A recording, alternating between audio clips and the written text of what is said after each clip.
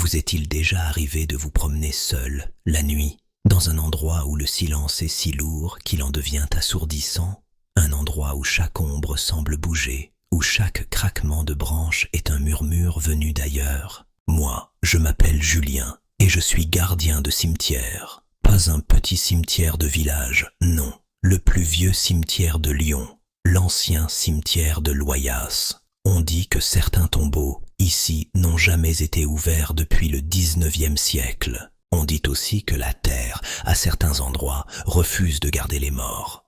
Mais ce qu'on ne dit pas, ce que personne ne sait, c'est qu'il y a une tombe, une seule, qui saigne. Et j'ai découvert son secret. Une nuit, j'ai fait une erreur que je vais vous raconter ce soir. Accrochez-vous, parce que ce qui va suivre risque de vous glacer le sang. Tout a commencé il y a 6 mois. Je faisais ma ronde de nuit habituelle, vers 2 heures du matin. La lune était pleine, mais cachée derrière des nuages épais. J'avais ma lampe torche, et je longeais l'allée des Chapelles. C'est en passant devant le mausolée des Delacroix que je l'ai vue. Une flaque, noire, au pied de la porte en fer. Sur le moment, j'ai pensé à de l'eau de pluie. Mais il n'avait pas plu depuis 3 semaines. Je me suis approché, le cœur battant un peu plus vite. J'ai braqué ma lampe sur la flaque. Elle était épaisse, visqueuse et rouge. D'un rouge profond, presque noir à la lumière de ma lampe. Du sang. J'en étais sûr. Et en levant la tête, j'ai vu qu'elle coulait lentement d'une fissure entre les pierres du tombeau, juste au niveau du sol. Comme si la tombe elle-même était une blessure ouverte. La première pensée qui m'est venue, c'est qu'un animal s'était fait piéger à l'intérieur. J'ai vérifié la lourde porte en fer forgé.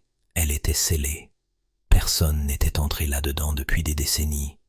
La fissure était trop petite pour laisser passer un chat. Alors, d'où venait ce sang? J'ai reculé.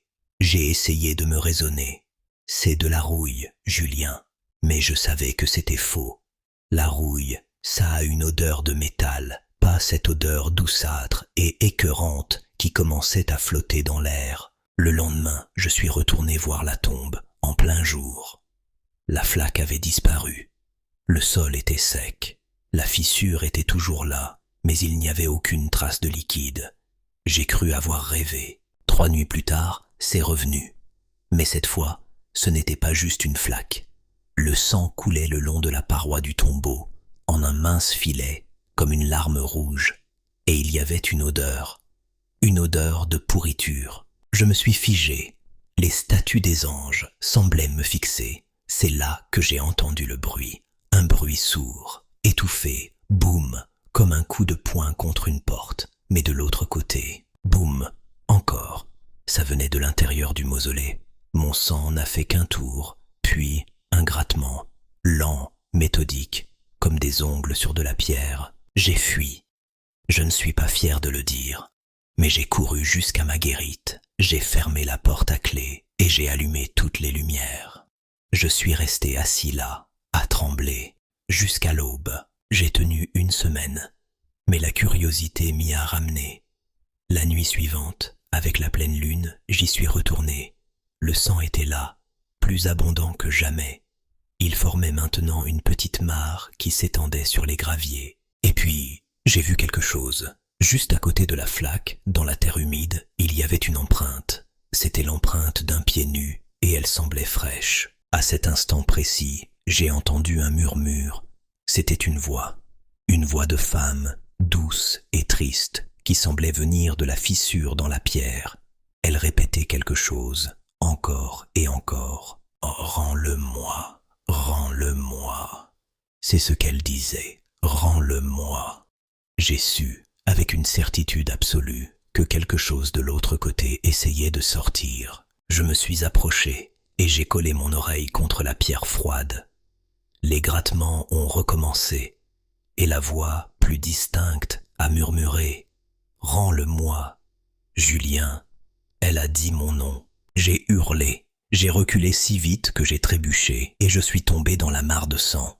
Il était chaud, gluant. Je me suis relevé, couvert de ce sang, et j'ai couru. Le lendemain, j'ai tout raconté à Gérard. Il m'a dit qu'il connaissait cette tombe. l'histoire d'une jeune femme, la fille de la famille de la Croix, morte en couche. Son enfant avait survécu quelques heures. La famille avait fait sceller le cercueil de l'enfant à part. Gérard m'a dit, le sang, ça a commencé à couler quand on a déplacé les restes du petit caveau pour des travaux. Elle le sent, elle sait que son bébé n'est plus à côté d'elle, et elle est en colère. J'ai compris, c'était une mère qui cherchait son enfant. On a procédé à une petite cérémonie discrète.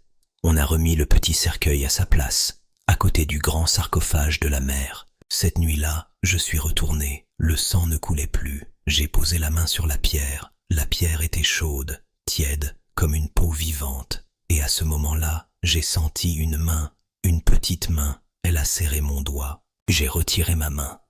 Rien. Mais je sais ce que j'ai senti. Elle ne cherche plus son enfant. Elle l'a retrouvé. Mais maintenant, elle sait qu'il y a d'autres mères, d'autres enfants. Et elle veut une famille. Aujourd'hui, j'ai démissionné.